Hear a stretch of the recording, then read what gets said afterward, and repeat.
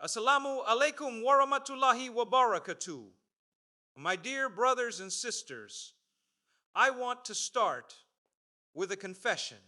Every single one of us in this room, every single one of us watching this later on our phones we have, at some point this week, opened our phone, scrolled for 30 seconds, and felt something inside us shrink a little. A colleague's promotion, a friend's wedding, someone's new house, new car, new baby, new body, new business. And in that moment, without even realizing it, we made a silent, painful comparison. And we walked away from that scroll feeling just a little not smaller than we did before we picked up the phone. This, my brothers and sisters, is one of the quietest diseases of our time. Nobody talks about it in the Kupa. Nobody writes articles about it the way they write about bigger sins. But I want to tell you today, comparison is one of the most efficient thieves of peace that exists.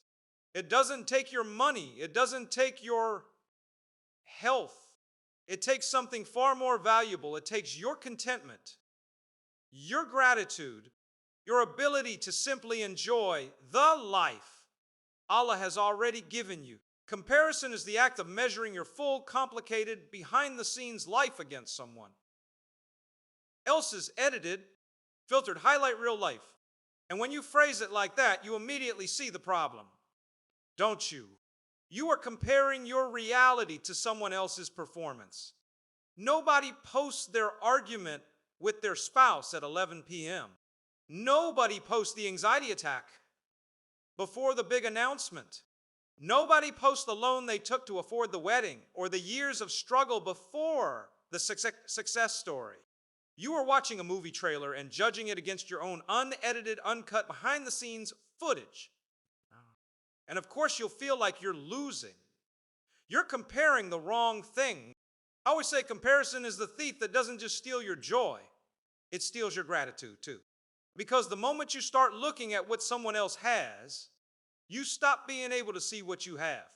Your health, your family, your roof over your head, your ability to walk into a masjid and prostrate all of it fades into the background the second you start measuring yourself against someone else's highlight reel. Now, why does this happen to us? Why are we wired this way? Some of it is simply human nature. Allah created us as social beings, and social beings naturally observe and measure. But so much of it today is manufactured, amplified, and monetized. These platforms are built, quite literally, by people who study human psychology to keep you scrolling, to keep you comparing, because comparison keeps you engaged. Your insecurity is somebody else's business model. I want you to sit with that for a second. Somebody, somewhere, is profiting from the fact that you feel not good enough after using their app for 20 minutes.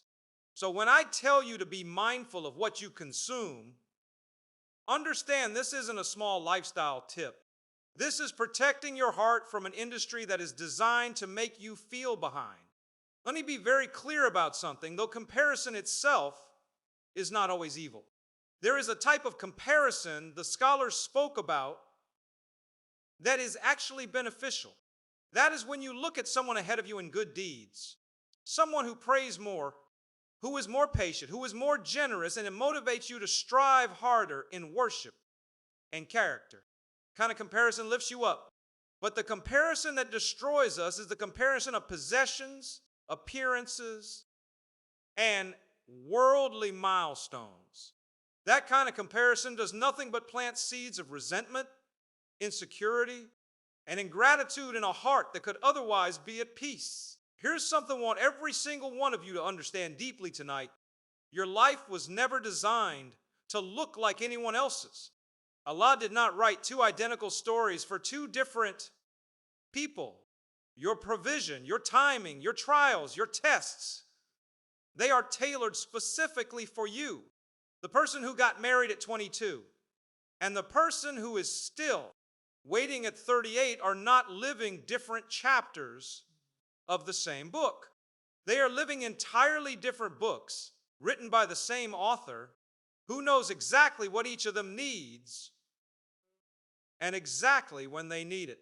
So when you look at someone whose timeline seems ahead of yours, their career, their marriage, their children, their health, understand you are not behind.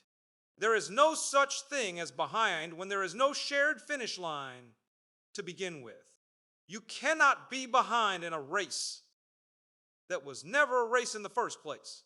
Let me give you something practical now, because reminders without action don't change much. The next time that familiar sting of comparison creeps in, and it will, I'm not going to pretend it magically disappears. After one talk, I want you to do something that feels almost impossible in that moment. Make a sincere dua for that person. Ask Allah to increase their blessing, to protect what they have, to give them even more. I know this feels counterintuitive. Your ego will resist it.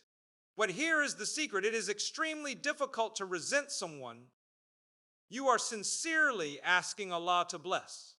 Over time, this simple practice rewires the heart. Is the warriors. It moves you from envy to genuine happiness for others. And that shift, brothers and sisters, is one of the most freeing feelings a human being can experience. Some of the pious predecessors said the sweetness of faith cannot be tasted. By a heart that carries envy, so removing it isn't just good manners. It's a doorway to a sweetness you may not have tasted in years. The second practical step, guard what you consume. If a specific account, a specific person, a specific platform consistently triggers insecurity or comparison within you, it is not weakness to mute it, unfollow it, or take a break from it. This is not jealousy. This is not being petty. This is wisdom. You would not keep eating food that consistently made you physically sick. Why then would you keep consuming content that consistently makes your heart sick? Protecting your heart is an act of self-respect. And yes, an act of worship, because a heart free of resentment is a heart more capable of worshiping properly. I want to close with something I hope stays with you long after tonight. Your life was never meant to look like anyone else's. Your timeline was never meant to match your friend's timeline. Your struggles were never meant to be lighter just because someone else's struggles look lighter from the outside, filtered through a few seconds of video. You are not behind. You are not less than. You are exactly where you are supposed to be in a story written specifically for you by the one who knows exactly what you need and precisely when you need it. So starting tonight, make a decision.